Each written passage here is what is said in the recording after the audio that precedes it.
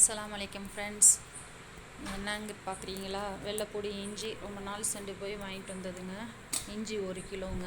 1 kilo 80 ரூபா. தேர்முட்டிகிட்ட வாங்குறது. மொத்த கடையில் தான் நாங்கள் போய் வாங்குவேன். 1 கிலோங்க இஞ்சி டீக்கு போடுறது, ப்ளஸ் கஷாயத்துக்கு போடுறது.